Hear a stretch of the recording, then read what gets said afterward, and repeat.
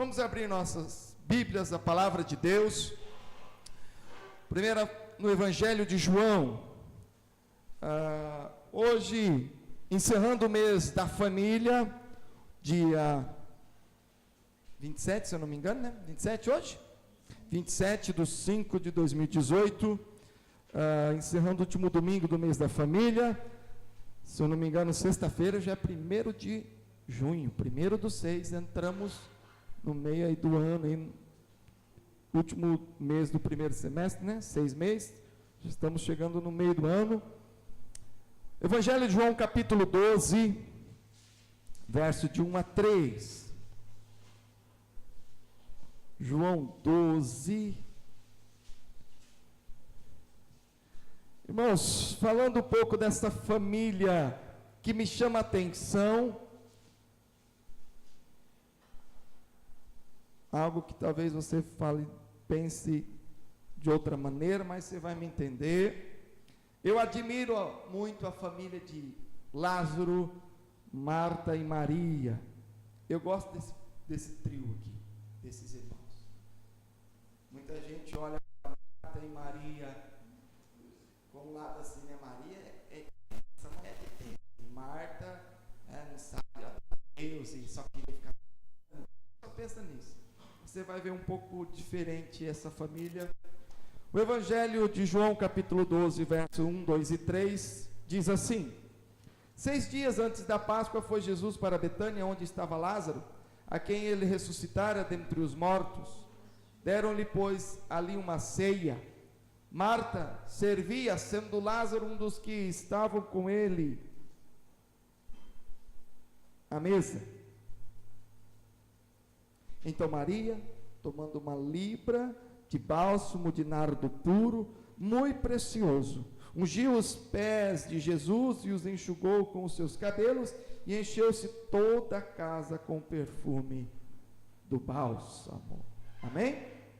Oremos ao Senhor. Pai de amor, mais uma vez nos debruçamos a esse texto, porque eu creio e sei que o Senhor é maravilhoso. O Senhor nos ensina, o Senhor nos instrui, o Senhor nos edifica, e queremos nessa noite, Pai, sermos cuidados e pastoreados por Ti, ensinados a viver em família, cuidando o marido, esposa, filhos, o equilíbrio do lar, e principalmente nos voltarmos a alicerçarmos a nossa vida no Senhor, na fé em Cristo Jesus, hoje e sempre. Amém. Irmãos, essa família é descrita nos evangelhos em 3 momentos. Esse é o terceiro e último. O primeiro momento em que temos descrito isso está apenas no evangelho de Lucas, capítulo número 10. Em Lucas 10, onde Jesus vai fazer uma visita a essa região e vai à casa destes aqui.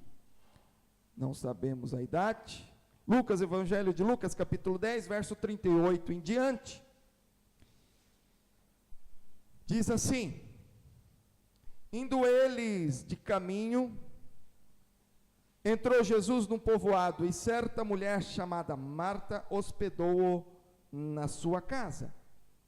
Tinha ela uma irmã chamada Maria, e que quedava-se assentada aos pés do Senhor e ouvir-lhe os ensinamentos. Marta agitava-se de um lado para o outro, ocupada em muitos serviços. Então se aproximou de Jesus e disse: Senhor, não te importas de que minha irmã tenha deixado que eu fique a servir sozinha? Ordena-lhe, pois, que venha ajudar-me. Respondeu-lhe o Senhor: Marta, Marta, andas inquieta e te preocupas com muitas coisas, entretanto pouco é necessário, ou mesmo uma só coisa. Maria, pois, escolheu a boa parte, e esta não lhe será tirada. Texto muito conhecido, mas este é o primeiro encontro de Jesus indo a esse povoado, e em Betânia encontrou esta família de 3 irmãos. Outro texto é o texto da ressurreição do Lázaro. Então, cronologicamente, nós temos este como primeiro texto. Jesus vai a Betânia, encontra as irmãs na casa, não aparece Lázaro aqui.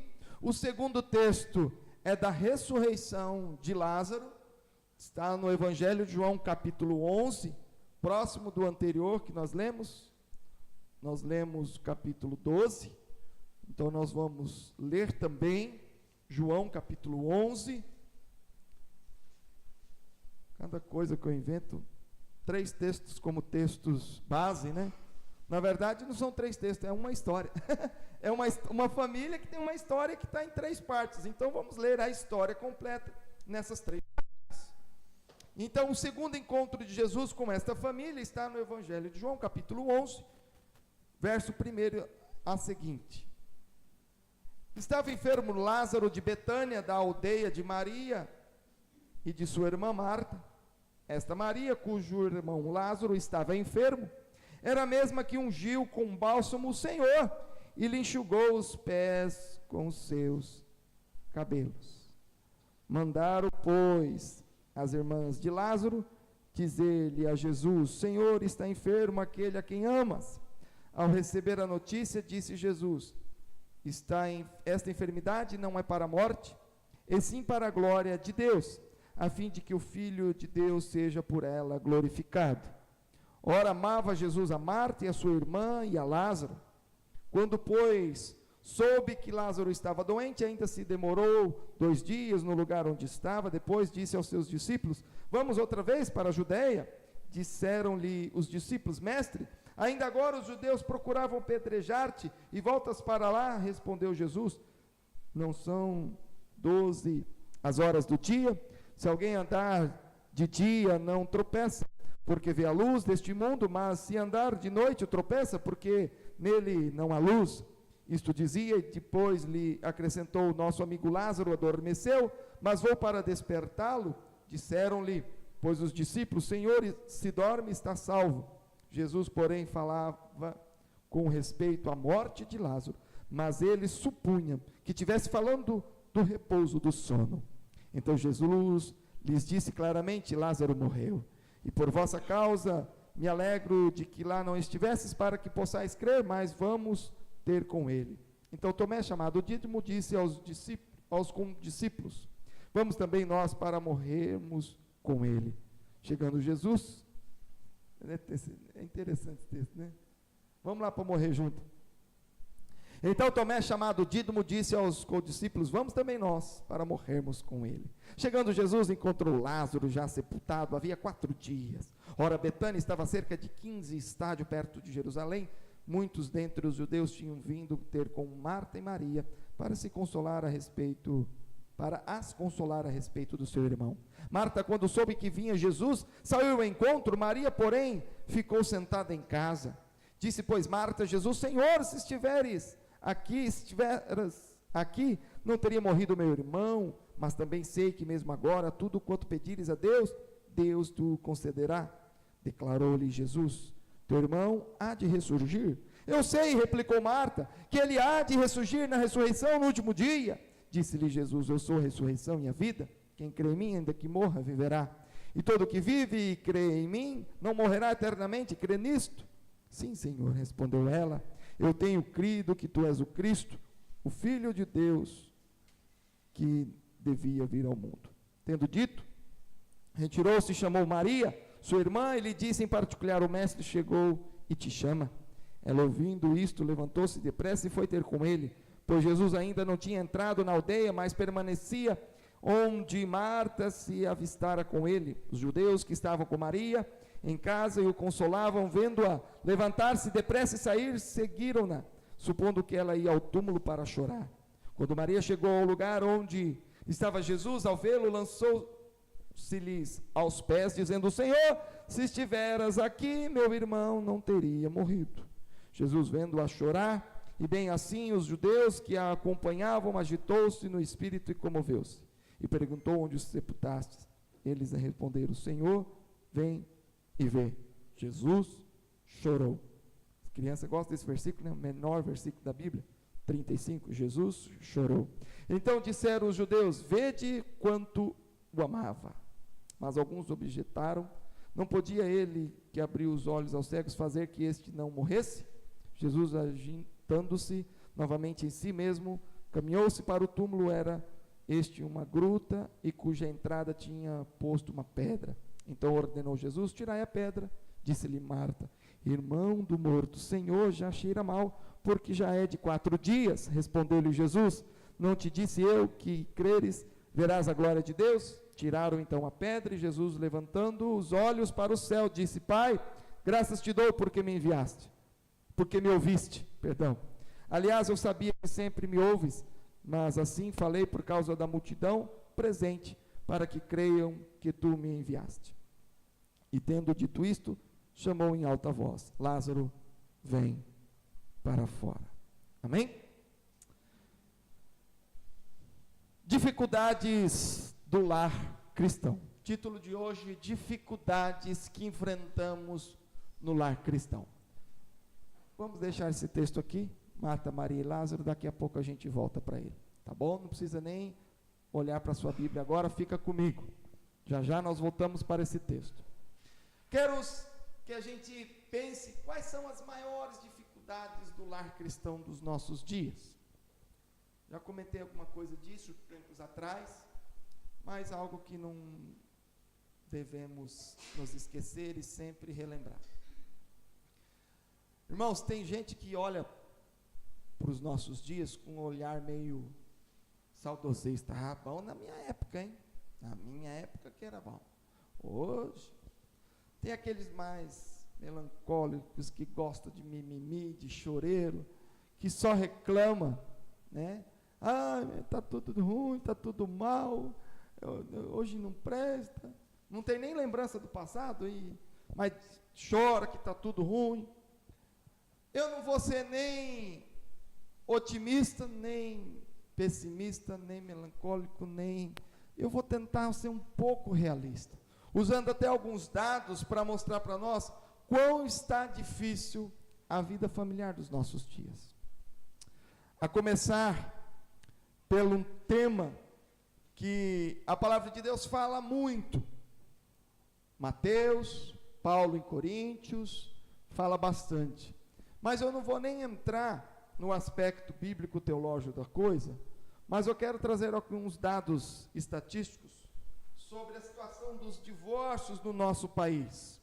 Como isso tem entrado em nosso meio de uma maneira muito comum. Nós temos sempre que olhar para esse assunto com um olhar crítico. E por mais que ele pareça comum, o que é uma coisa comum? Algo que acontece bastante, é comum, todo dia a gente vê. Mas o que é comum não se torna regra e nem normal. Entenderam a diferença? O que é comum não é regra e nem normal. É comum, isso acontece. Acontece na vida das pessoas. Algumas, mas é normal na nossa sociedade, inclusive em nossa igreja, isso é comum. É normal, comum, o que é? Não. É comum, mas não é normal que aconteça. Quero trazer os dados estatísticos. E aí, como pastor, nós temos que entender que os nossos dias estão piorando. Por quê? Os números dizem que em dias anteriores não era assim. Em 2016, tenho a estatística do IBGE, no Brasil registrou 1.095 casamentos civis no nosso Brasil em 2016. Sendo que desses, 5.300 do mesmo sexo. O Brasil está casando muita gente. Houve uma queda no número de casamentos, 3,7%. A redução no Brasil caiu tanto de casamento hétero como casamento homossexual. Caiu no Brasil. Mas em duas regiões, no Sudeste e no Centro-Oeste, esse número aumentou. No Sudeste subiu 1,6% e no Centro-Oeste subiu 7,7% o número de casamentos homossexuais. O divórcio no Brasil de 2016 apresentou 344.526 divórcios em 2006. um aumento de 4,7% em relação a 2015. A maior proporção de divórcios ocorre com casais com filhos pequenos ou sem filhos. Essa é a estatística do nosso Brasil. Enfim, de 1 milhão você tira 300, né? 1 a cada 3. 33% dos casamentos no Brasil hoje estão resultando em divórcio. 1 a cada 3 termina em divórcio no Brasil.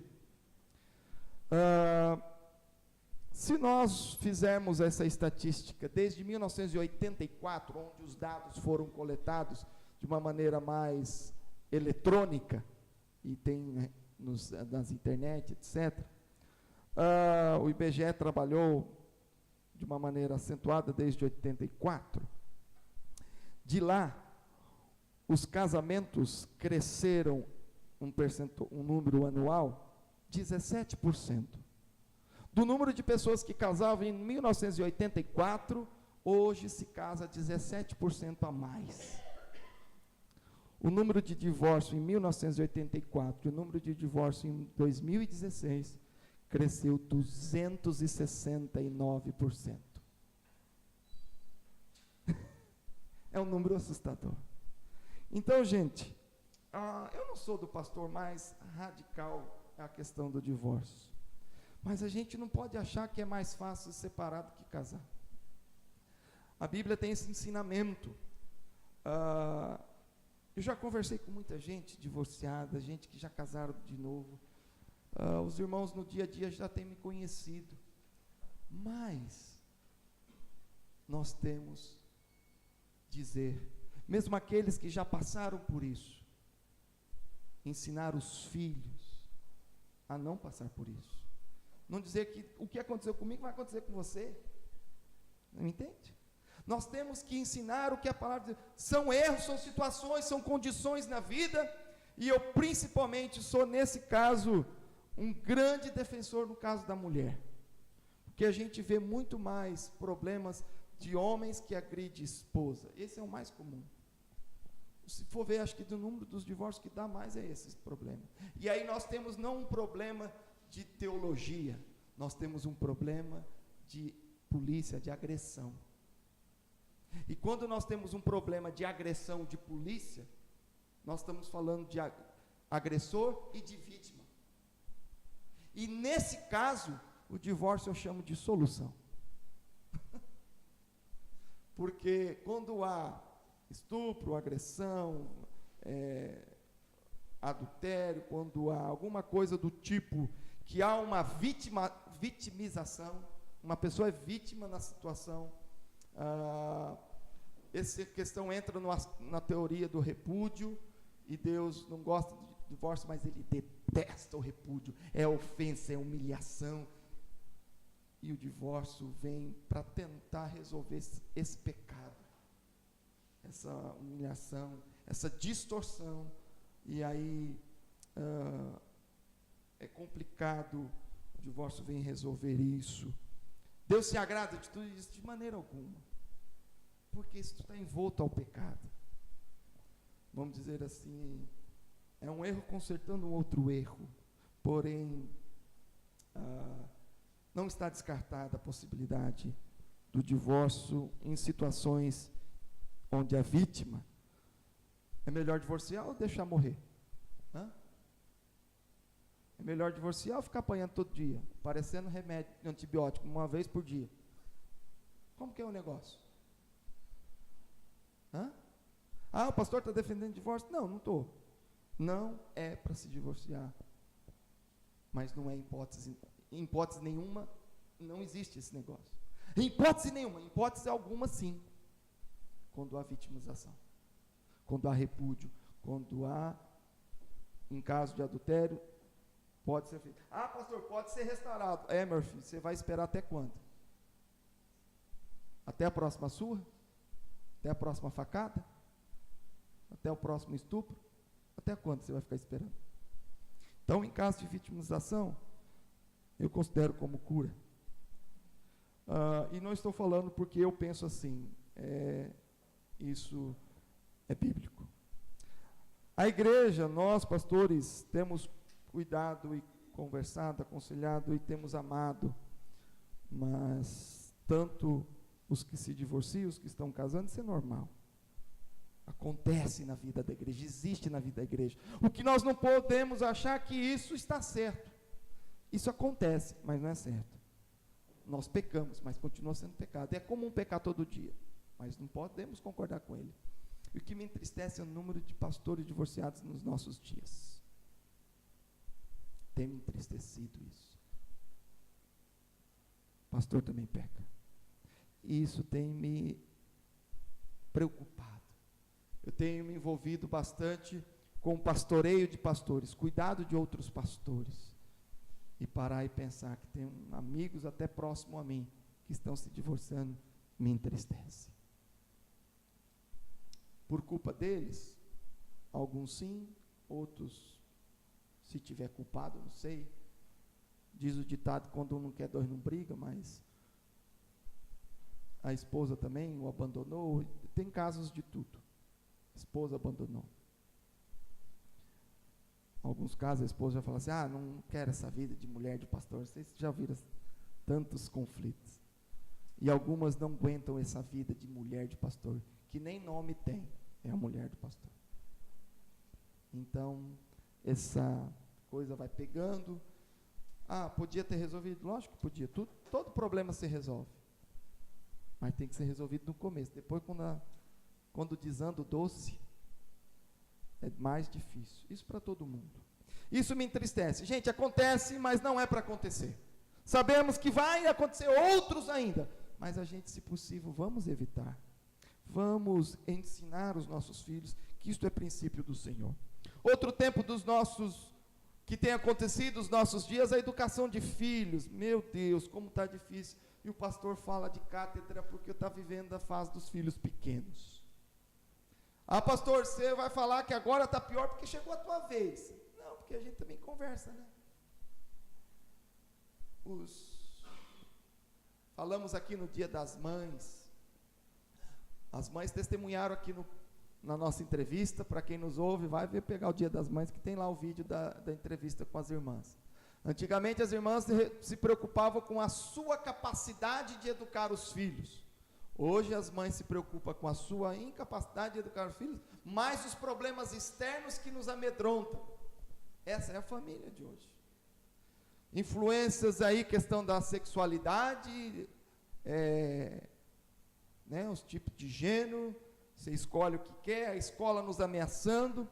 Mas o maior problema que eu vejo na educação dos filhos dos nossos dias, eu vou considerar aqui ainda dois, que é não ensino da resiliência e o incentivo aos calmantes. Óbvio que ninguém dá Rivotril para criança, mas eu quero dizer isso, entendeu? Queremos anestesiar nossas crianças diante das dificuldades. Rola um vídeo muito bom na internet, nos zaps aí, de um psicólogo até assim, falando com muita vibração. Alguém compartilhou nos zaps aí da igreja, dizendo que as crianças não sabem mais ouvir não, né? E se as crianças não sabem ouvir não, a vida vai falar não para elas e elas não vão saber resistir. E a tendência a uma criança que não sabe ouvir não cair na droga é muito alta, porque ela não é satisfeita em algum momento e ela precisa ser anestesiada ao ponto de tornar-se uma drogada. Crianças precisam saber enfrentar problemas desde cedo, cada uma no seu nível, obviamente. Não podemos anestesiar nossas crianças. Precisamos ensinar ela dia após dia o crescimento de acordo com o seu nível de capacidade mental, mas não podemos privá-los. Nós sofremos muito. Nós andamos e jogamos bola de quichute, o tênisinho duro, que cria calo no pé inteiro, faz bolha, até aquilo dá uma laceada, até aquilo ali lacear e pegar direito, Irmãos, a gente ia para a escola com que tipo de bolsa? Não tinha bolsa, era aquelas fitas, era na mão, tomava chuva, pegava ônibus, e a gente fala para os nossos filhos, eu não quero que meu filho sofra o que eu sofri. Tudo bem, só que você vai pôr teu filhozinho numa redoma, só que o sofrimento que você fez, forjou teu caráter, te ensinou a superar as dificuldades.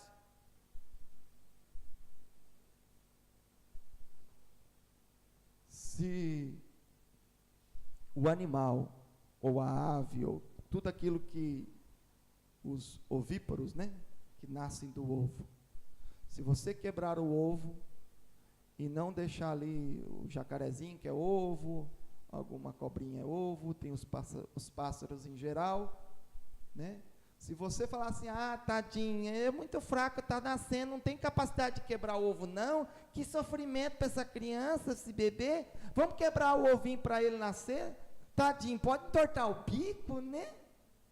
Vamos quebrar a casquinha, você está matando, você está estragando, ele vai nascer com problemas, porque ele não se esforçou,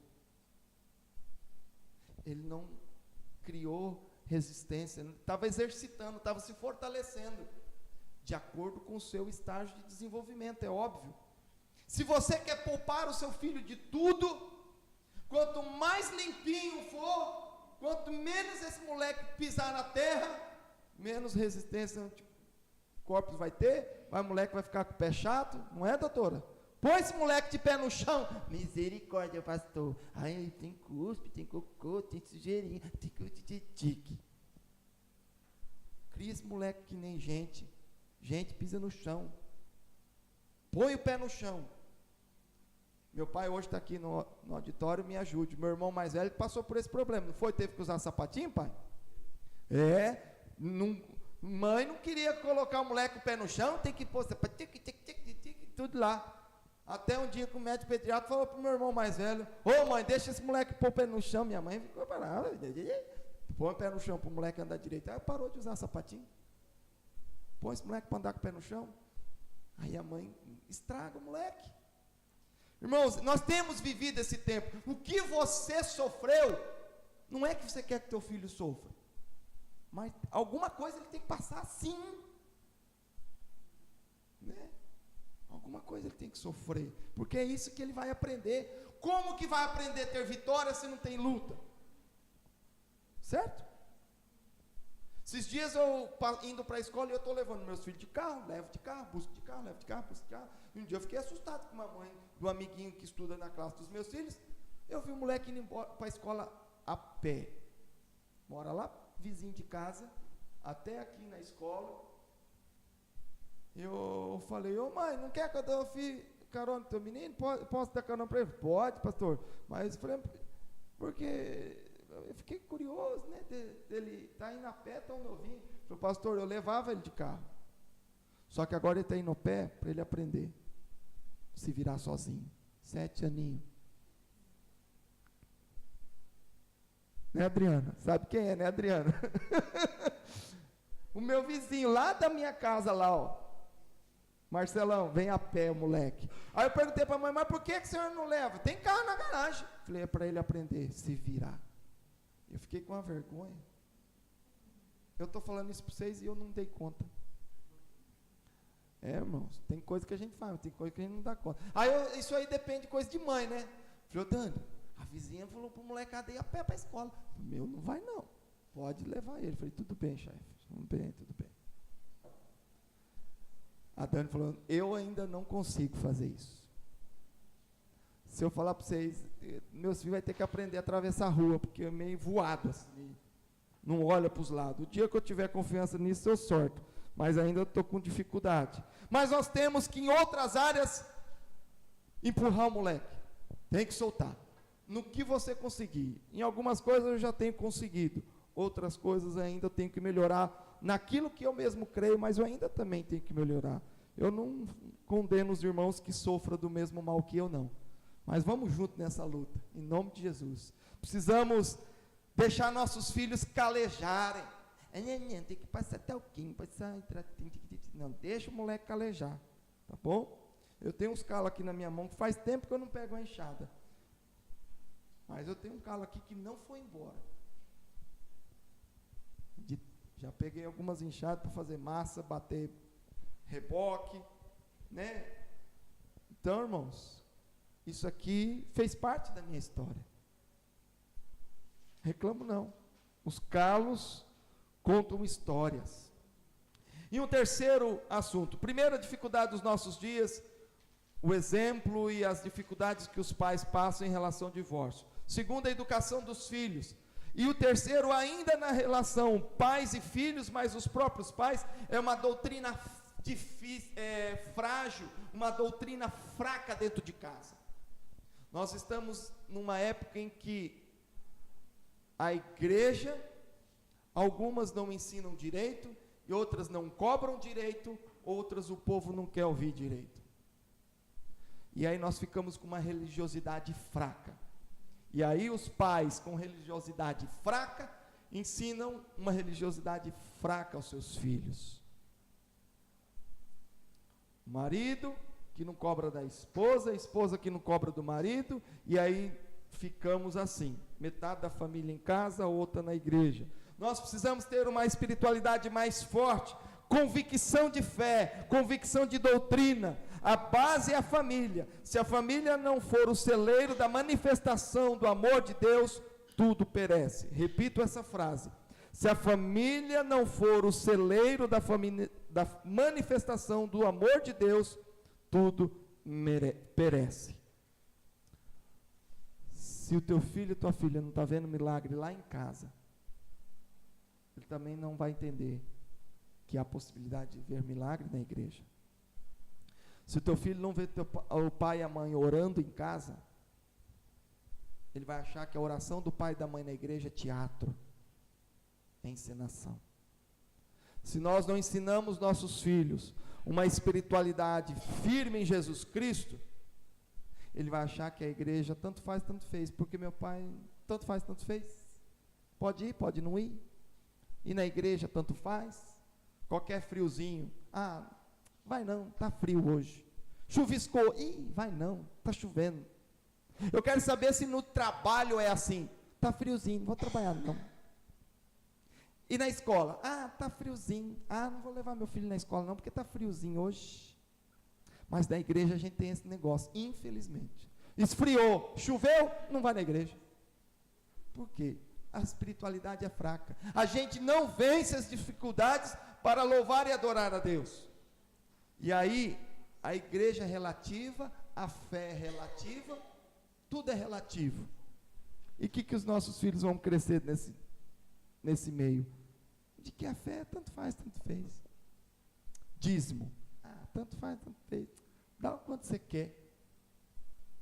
Não, quanto você quer não. Dízimo é dízimo, enfim, papo. É uma questão matemática. 1 mais 1 é 2, 10% é 10 e acabou. Não tem quanto quer. Quanto quer chama-se oferta. Dízimo é dízimo e fim de papo. Quanto quer? Chama oferta.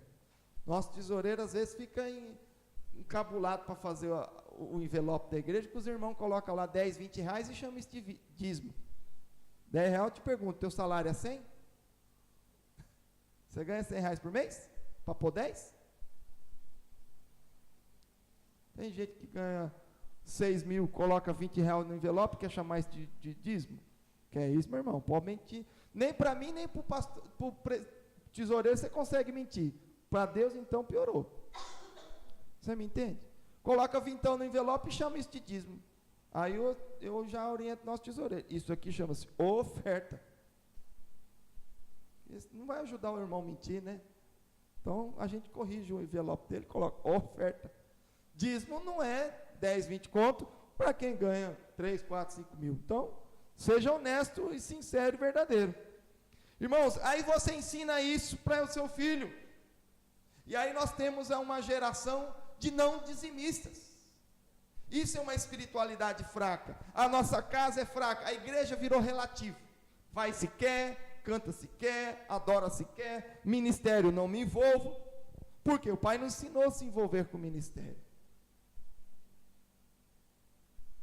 Falamos domingo passado, através do teatro e através da palavra do pastor, do teatro do Lelé, sobre serviço. Como que a gente vai ensinar os nossos filhos? Ensinando também. Amar e servir a igreja, ensinamento de pai para filho. Amar a Deus e servir a Deus. Não basta vir à igreja somente, tem que ensinar em casa a viver. Para isso tem que ter uma fé sólida, firme, com uma teologia saudável, frutífera. Pois quem aprende, vive e ensina seus filhos. Gosto muito de dizer que todos os pais ensinam seus filhos, seja certo ou seja errado. Todos nós estamos ensinando o tempo todo. Talvez ensinando errado, talvez ensinando certo. E creio que seja mais certo do que errado. Mas a gente ensina. Com as nossas atitudes, com as nossas não atitudes, com o que nós fazemos e com o que nós não fazemos. Porque quando fazemos, ensinamos. E quando nós fazemos, ensinamos também a não fazer. Então nós ensinamos sempre. Fazendo, não fazendo, seja certo, seja errado. A gente está ensinando a fazer o certo, é a não fazer o errado. Então, é sempre, sempre, sempre. E agora eu quero voltar ao nosso texto. Só agora eu quero voltar ao texto Marta, Maria e Lázaro.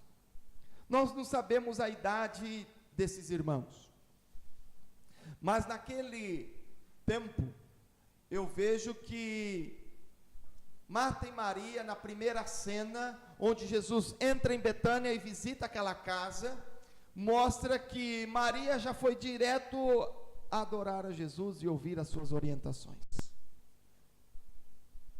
Marta e Maria, ou provavelmente foi ensinada pelos seus pais, ou já tinham temor a Deus, e numa fase aí talvez de jovem para adulto, talvez seus pais tinham falecido recentemente, e estava lá os 3 filhos solteiros em casa.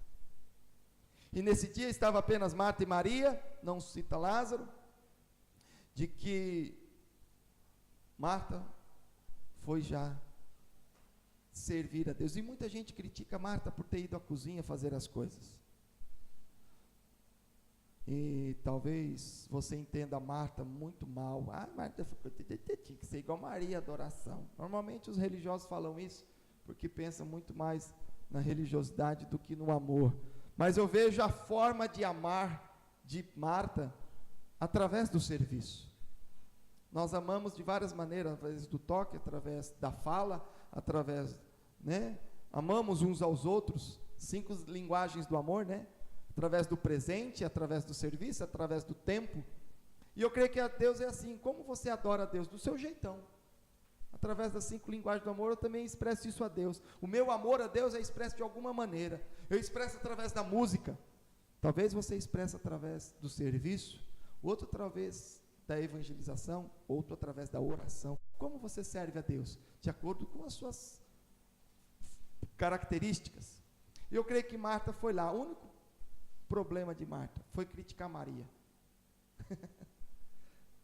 Marta não recrimina Maria, ela fez uma coisa muito legal. Você não está entendendo, Marta? Você está fazendo é legal, tal, mas não critica Maria, não. Não critica o seu irmão. Faça você.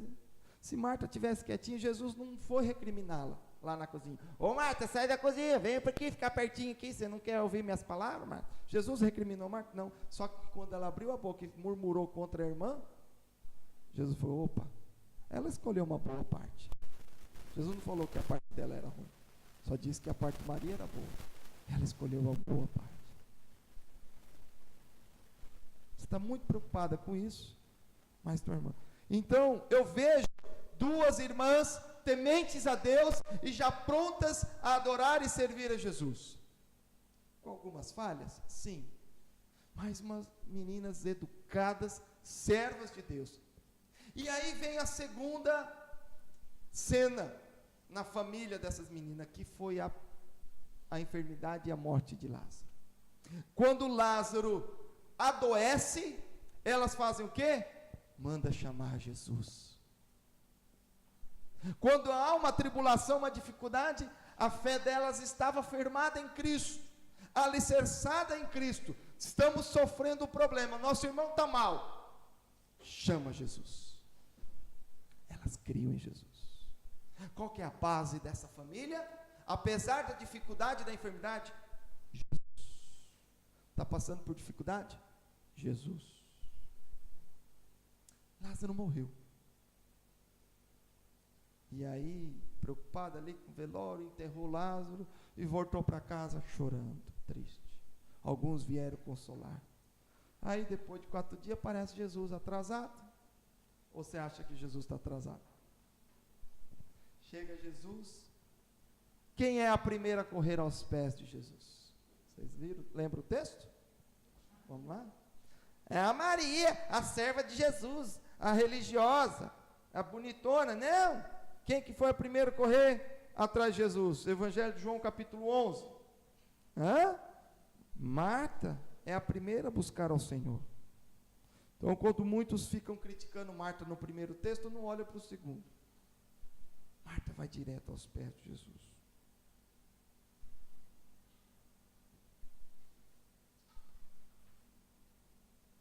Muitos dentre os judeus, verso 19 do capítulo 11 de João, tinham vindo ter com Marta e Maria para as consolar a respeito de seu irmão. Marta, quando soube que vinha Jesus, saiu ao seu encontro.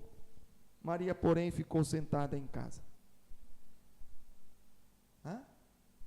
Nesse texto, agora você vai falar bem de Maria e mal de Marta? Não, gente, é jeitão. Quando Marta já... o jeitão de serviço, pessoas que gostam de adorar a Deus através do serviço, no momento quando Jesus está lá, eu estou aqui, não, eu vou lá, mulher enérgica, mulher pronta, mulher ativa, eu vou atrás de Jesus, vou esperar ele vir aqui, não, vou lá, e foi. Marta, quando soube que vinha Jesus, saiu ao seu encontro. Maria, porém, ficou sentada em casa. Tipo assim, quer nem saber desse homem, chegou atrasado. Disse, pois, Marta a Jesus, Senhor, se estiveras aqui, não teria morrido meu irmão. Aí você fala, está vendo a falta de fé, pastor, você está falando bem de Marta? E agora ela chega lá e fala, não, irmãos, ela tem fé, que Jesus curaria o seu irmão. Ela não tem fé na ressurreição, não é porque ela não tem fé, é porque ela não entende. Quem tinha ressuscitado até então? Alguém ensinou para ela sobre ressurreição? Ensinou. Sim. Jesus falou para ela.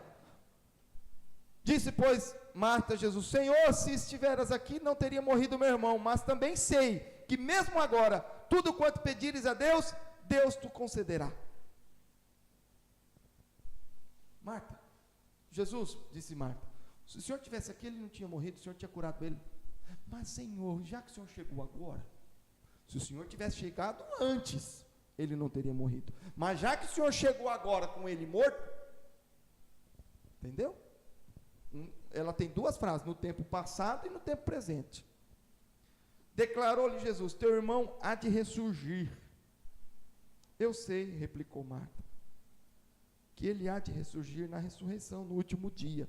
Ela tinha sido doutrinada e ensinada que haveria ressurreição dos mortos no dia que Jesus vier buscar a sua igreja, no último dia, no dia de nós irmos para o céu. Ela tinha entendimento disso. Menina doutrinada, ensinada. Você está ensinando os filhos, os netos, a doutrinar no caminho do Senhor. E quando morrer alguém, está em paz. Tem dificuldade, mas tem alegria. Tem dificuldade, mas tem solução. E tem resposta. E ela estava com Jesus. Jesus falou assim, eu sou a ressurreição e a vida, tal. E aí ele ensina sobre a ressurreição, a vida eterna, mas a ressurreição ali. E nós vamos levantar esse homem. Não foi só Marta que não entendeu, os homens também não entenderam. E Maria, mestre, chegou e te chama. Aí ela foi lá. Quando Maria chegou ao lugar onde Jesus estava, ao vê-lo, lançou-se-lhes aos pés. Quem faz isso está adorando a Deus, dizendo, Senhor, se estiveras aqui, meu irmão não teria morrido. Maria disse a mesma coisa. As duas estão na mesma condição. Jesus vendo-a chorar, e bem assim os judeus, papapá. Então disseram os judeus: vede quanto amava. E aí Jesus vai até o túmulo e, irmãos, Marta e Maria não compreendiam a ressurreição do morto aqui, naquele dia. O morto que morreu aquele dia, eles não entendiam esse processo de ressuscitar morto ali. Mas ele já tinha compreensão da ressurreição eterna. Entende? Gente estudada, doutrinada, educada. Se Jesus não fosse ressuscitar Lázaro ali, elas não iam ficar bravas com Jesus, porque sabia que Lázaro estava com o Senhor. Só lamentaram. Lamento é diferente de falta de fé. Lamentaram: Jesus, se o Senhor estivesse aqui, ele não teria morrido, porque o Senhor é Deus, o Senhor é capaz de ter curado o meu irmão. Aí Jesus falou: não, vamos resolver esse problema aqui agora. Não, e aí vem essa questão. Meus irmãos, eu creio que uma família unida com Cristo, como Lázaro, Marta e Maria estavam unidos, supera até mesmo as dificuldades. Nós temos dificuldades em nossa casa, nossa família. Pode vir problema do divórcio, pode vir problema de enfermidade, seja lá o que for, briga, conflito. Qual é o problema? Fiquemos com Jesus.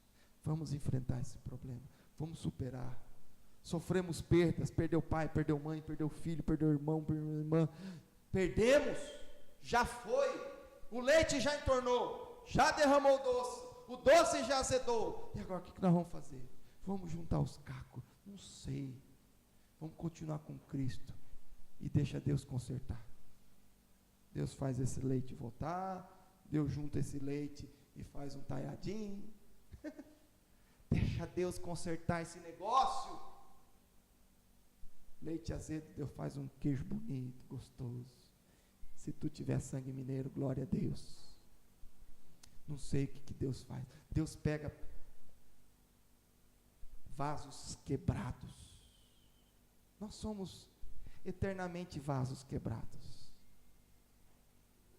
Lá na eternidade, né? Quer dizer assim, sempre vão ser vasos quebrados, mas juntados e remontados por Deus. O coração de Marta e Maria estava quebrado naquele dia, mas elas buscaram em Jesus. Elas eram amigas de Jesus. Aí eu te pergunto: somos amigos de Jesus? Estamos íntimos de Jesus? Para que no dia da minha aflição Jesus visite a minha casa? No dia da tua aflição Jesus está contigo? Tem muita gente talvez clamando a Jesus no dia da aflição. No dia da aflição, meu irmão, até o ímpio clama. Talvez até no ateu grite: Deus me abençoe.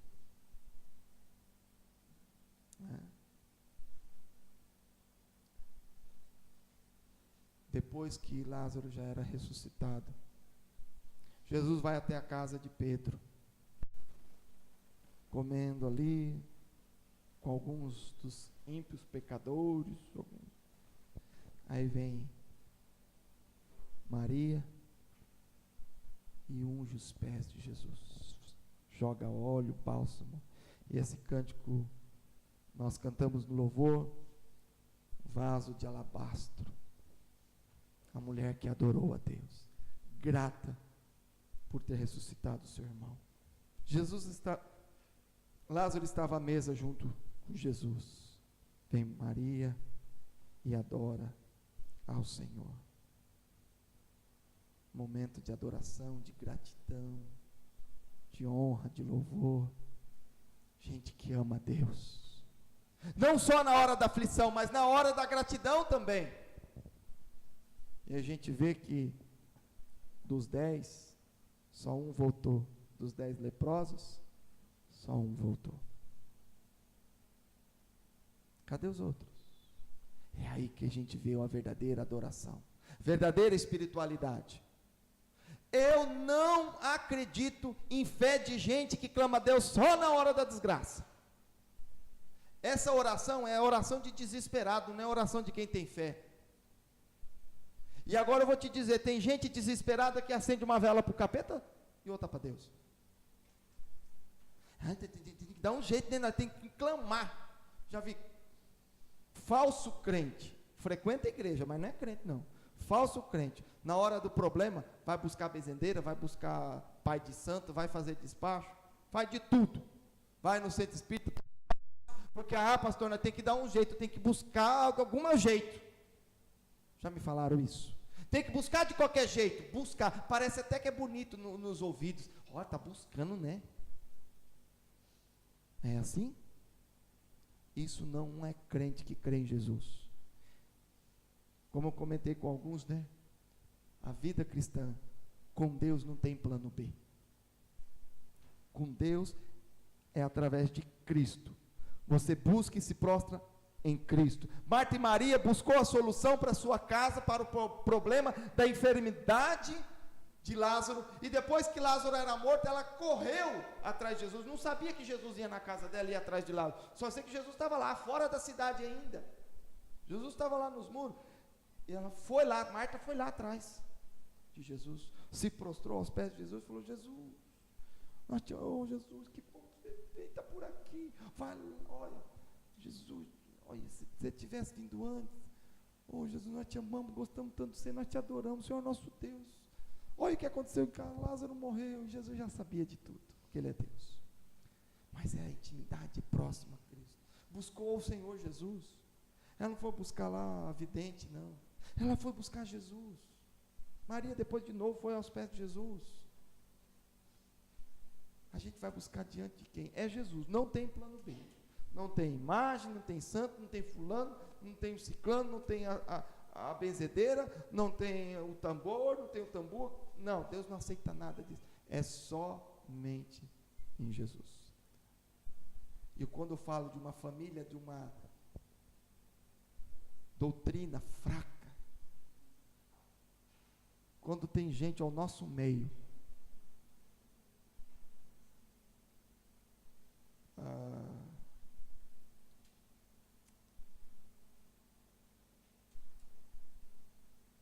um exemplo.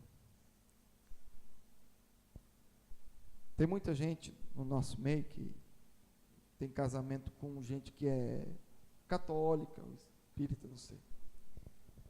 E aí fica aquela dúvida, né?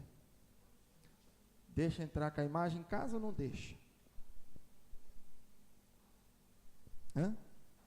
Mas é dele, não é meu. Para mim não significa nada. É nessas horas que a gente vê quem é firme e quem não é firme. Quem é e quem não é. Não pode deixar, a casa é tua, não entra. Aí nós temos que mostrar, não tem plano B. Nós não temos como negociar com o pecado. Não negocia com o pecado. Não deixa, pronto, não entra. Por quê? Porque não foi dado os princípios, as bases. Nossa casa é consagrada a Deus. Ponto. A mulher sábia edifica a casa, não negocia com o capeta. Não, negocia não. Edifica a casa. Ela tem que edificar, não dar oportunidade para a maldição. E a mulher sábia edifica a casa. Ela é instrumento de Deus para abençoar a vida do marido. Não negocia com o capeta não.